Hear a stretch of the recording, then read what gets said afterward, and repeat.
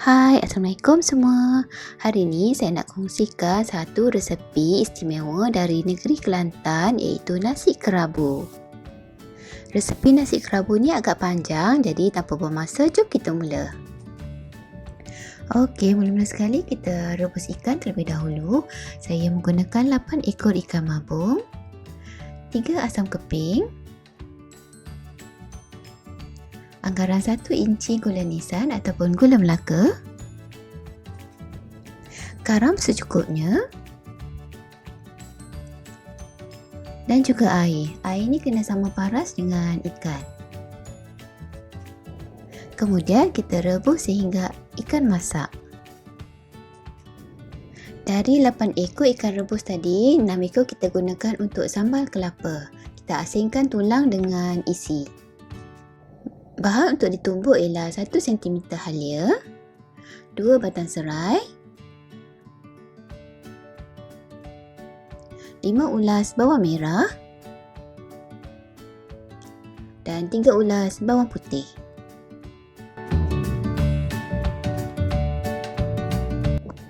Kemudian tumbuk semua bahan-bahan ni. Tak halus sangat pun tak apa. Lebih kurang macam ni lah. Bagi yang belum subscribe, apa kata subscribe dulu dan tekan butang loceng untuk dapatkan notifikasi video terbaru. Keluarkan dulu bahan yang ditumbuk tadi, kemudian kita tumbuk pula isi ikan. Untuk isi ikan ni saya tumbuk kasar-kasar je sebab bila nanti dah jadi sambal kelapa dia akan lebih sedap bila kita tergigit ketulan ikan tu.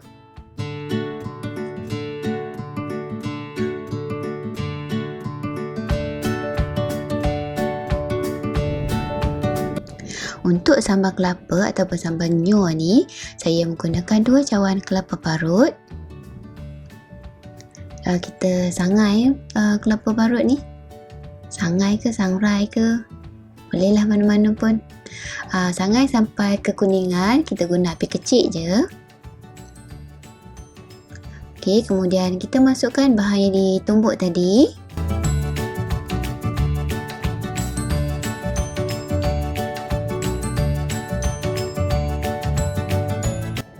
Dan juga isi ikan.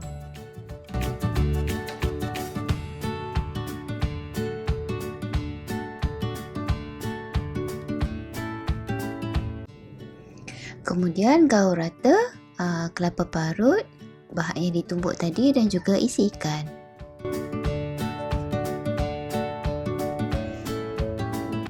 Masukkan sedikit garam.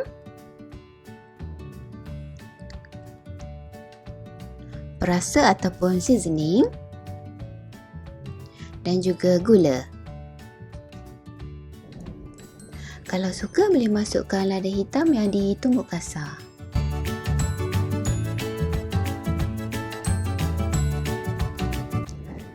Teruskan mengacau ataupun sangai sehingga garing ataupun dia dah jadi warna keperangan macam ni, lebih kurang macam ni lah.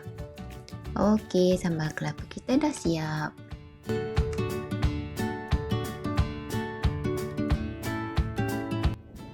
Sekarang kita buat tumis nasi kerabu.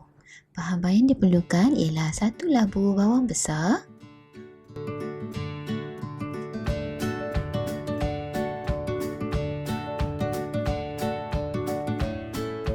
1 cm halia, 3 ulas bawang putih dan juga 1 batang serai yang diketuk. Serai ni nanti kita masuk kemudian. Masukkan sedikit air.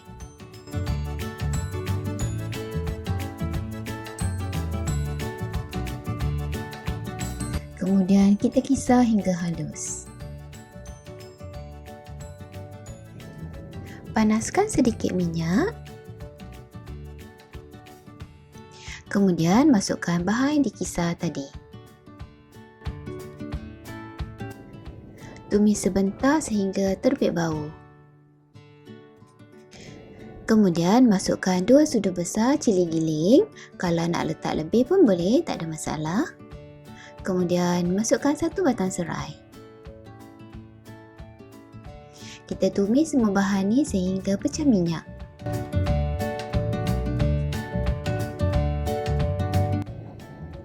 Apabila dah pecah minyak macam ni, bolehlah masukkan 1 cawan santan pekat. Kalau nak guna santan kotak pun boleh. Guna 1 kotak kecil, lebih kurang 200 ml. Kemudian masukkan 1 asam keping, anggaran 2 cm gula nisan ataupun gula Melaka. Masukkan 1 sudu besar budu ataupun pati ikan bilis. Biarkan hingga mendidih. Kemudian masukkan sedikit garam dan juga perasa ataupun seasoning.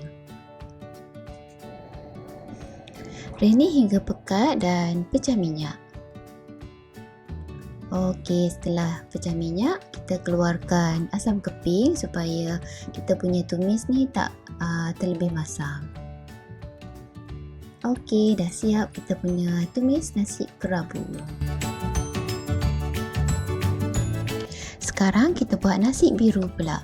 Saya gunakan 3 cawan beras basmati yang telah direndam dengan bunga telang dan dicampur dengan sedikit pewarna biru. Okey, kemudian masukkan 2 helai daun pandan yang telah disimpul, 1 batang serai yang telah diketuk, 3 helai daun limau purut.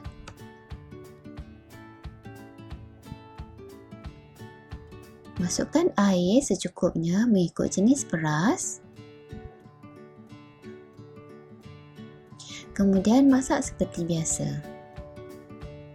Okey, ini dia hasilnya nasi kerabu biru yang telah siap. Sekarang kita buat solok lada. Bahan-bahan yang diperlukan ialah 3 ulas bawang merah, 2 ulas bawang putih, setengah sentimeter halia dan 1 batang serai. Kemudian tumbuk semua bahan-bahan ni. Tak halus sangat pun tak apa.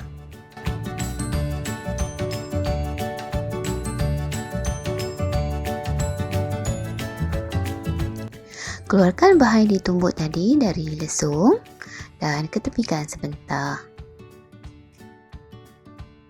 Kemudian tumbuk isi ikan rebus. Yang ni saya gunakan 2 ekor yang kita rebus tadi tu. Dan tumbuk kasar saja. Masukkan 1 cawan kelapa parut.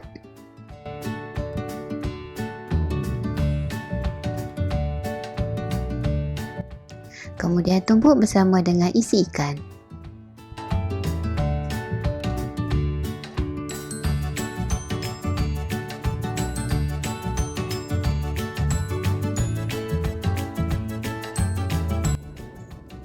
Satukan semua bahan yang ditumbuk tadi dalam pinggan ataupun mangkuk yang sesuai. Kemudian masukkan serbuk lada hitam kasar. Kalau nak guna lada hitam yang biji, boleh tumbuk bersama dengan bawang tadi. Masukkan 1 biji telur.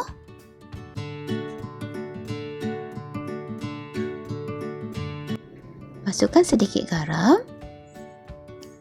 Dan juga serbuk perasa ataupun seasoning. Kemudian gaul rata semua bahan-bahan ni. Telur yang kita gunakan ni bukan sahaja memberikan rasa lemak, tapi dia juga berfungsi sebagai gam dan menjadikan inti solok dapat bercantum ataupun melekat dan tak berderai apabila kita sumbat ke dalam lada solok nanti. Sediakan 10 biji lada solok ataupun cili hijau. Cili ni kita belah 2 dan buang biji.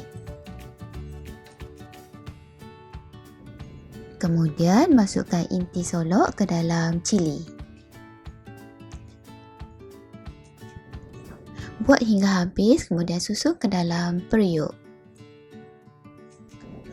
Kemudian siram dengan santan sederhana cair ke atas solok. Yang ni saya guna anggaran 1 cawan, tapi tak habislah, kita agak-agak je dia kena semua dekat lada solok tu, kira dah okey lah. Kemudian kita rebus guna api kecil saja hingga santan kering dan cili masak. Ini dia hasilnya solok lada yang telah siap direbus. Sekarang kita buat ikan celup tepung. Bahan-bahan yang digunakan ialah 2 cawan air, 2 cawan tepung gandum,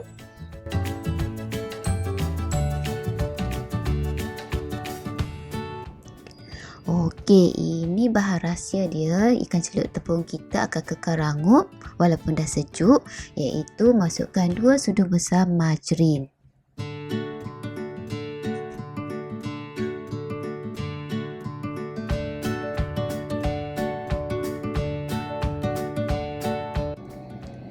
Masukkan garam secukupnya, sedikit serbuk kunyit. Saya masukkan juga beberapa titis berwarna kuning. Kemudian kisar semua bahan-bahan ni dan masukkan ke dalam bekas yang sesuai.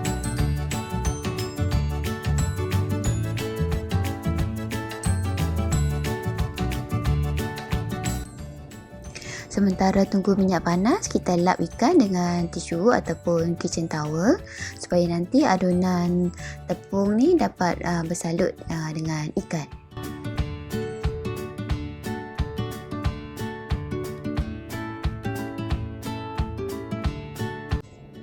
Celup ikan ke dalam adunan dan pastikan ikan bersalut rata dengan adunan tepung.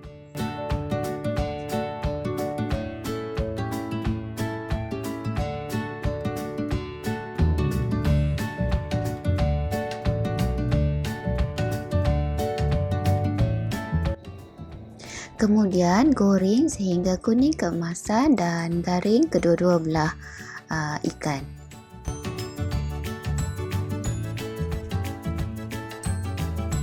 Setelah garing, angkat dan toskan.